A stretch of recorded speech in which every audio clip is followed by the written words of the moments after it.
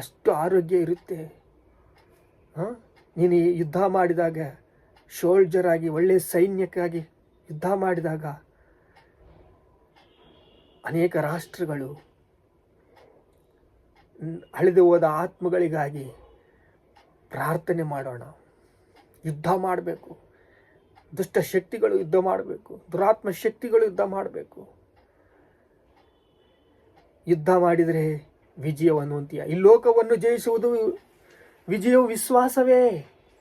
ಕರ್ತನೇ ನಿಮಗೆ ಬಲವನ್ನು ಕೊಟ್ಟ ದೇವರೇ, ಕರ್ತನೇ ನಿಮಗೆ ಕಾಪಾಡ್ತಾ ಇದ್ದಾನೆ, ನಿಮ್ಮನ್ನು ರಕ್ಷಿಸುತ್ತಿದ್ದಾನೆ, ಬಲಗೊಳಿಸ್ತಾ ಇದ್ದಾನೆ, ಸ್ಥಿರಗೊಳಿಸ್ತಾ ಇದ್ದಾನೆ, ಸಿದ್ಧಗೊಳಿಸ್ತಾ ಇದ್ದಾನೆ. ನೀವು ಶಕ್ತಿಯನ್ನು ಹೊಂದಿವಿರಿ. ಬೇಟೆಗಾರನ ಬಳಿಯಿಂದ ನಿಮ್ಮನ್ನು ತಪ್ಪಿಸಿದ ದೇವರಿಗೆ ಸ್ತೋತ್ರ. ತಪ್ಪಿಸ್ತಾನೆ, ಯಾಕಂದರೆ ನನ್ನ ಮಗ ನಾನು ಪ್ರೀತಿಸ್ತಾ ಇದ್ದೀನಿ, ನನ್ನ ಮಗನನ್ನು ನಾನು ಪ್ರೀತಿಸ್ತಾನೆ ಅಂತ ದೂತರ ಸಮೂಹ ದಂಡಿಳಿಸ್ತಾನೆ. ದೂತರ ದಂಡಿಳಿಸಿ ನಮ್ಮನ್ನು ಕಾಪಾಡಿ, ನಮ್ಮನ್ನು ರಕ್ಷಿಸಿ, ನಮ್ಮನ್ನು ಬಲಗೊಳಿಸಿ, ನಮ್ಮನ್ನು ಸ್ಥಿರಗೊಳಿಸಿ ನಮ್ಮ ಮುಂದೆ ಹೋಗ್ತಾನೆ ಯುದ್ಧ ಮಾಡೋದಕ್ಕೆ. ನೀನು ಸಿದ್ಧವಾಗಿದ್ದೀಯಾ? ಯುದ್ಧ ಮಾಡ್ತೀಯಾ? ಯುದ್ಧ ಮಾಡಿದರೆ ದೇವರು ನಿನ್ನನ್ನು ಪ್ರೀತಿಸ್ತಾನೆ, ನಮ್ಮನ್ನು ಪ್ರೀತಿಸ್ತಾನೆ. ಅಂಥ ಪ್ರೀತಿ, ದೇವರ ಪ್ರೀತಿ ನಾವು ನೋಡಬೇಕು.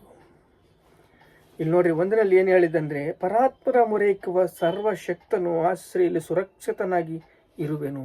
ಪರಾತ್ಮರ ದೇವರಾದರ ಮೊರೆ ಇಕ್ಕಿದಾಗ ಸರ್ವಶಕ್ತನು ಆಶ್ರಯಲ್ಲಿ ಸುರಕ್ಷಿತನಾಗಿರ್ತಾನೆ. ಸುರಕ್ಷಿತನಾಗಿರಬೇಕಂದ್ರೆ ಪ್ರಾರ್ಥನೆ ಮಾಡ್ಕೊಳ್ಳ. ತಂದೆ, ನಿನ್ನ ಕೈಯಲ್ಲಿ ಸುರಕ್ಷಿತವಾಗಿರಬೇಕಪ್ಪ. ಯಾವ ಕೇಡು ನಮಗೆ ಸಂಭವಿಸುವುದಿಲ್ಲಪ್ಪ. ಕೃಪೆ ಕೊಡಪ್ಪ, ಕನಿಕರ ತೋರಿಸಪ್ಪ. ನಮ್ಮ ಜೀವಮಾನದಲ್ಲಿ ನಮ್ಮನ್ನು ಬಲಗೊಳಿಸಪ್ಪ, ಸ್ಥಿರಗೊಳಿಸಪ್ಪ, ಸಿದ್ಧಗೊಳಿಸಪ್ಪ. ನಿನಗೆ ಮಹಿಮೆ, ಘನತೆ, ಪ್ರಭಾವಗಳು ಯೇಸು ಕ್ರಿಸ್ತ ನಾಮದಲ್ಲಿ ಚೆಲ್ಲಿಸ್ತಾ ಇದ್ದೇವೆ ತಂದೆ. ಆಮೆನ್.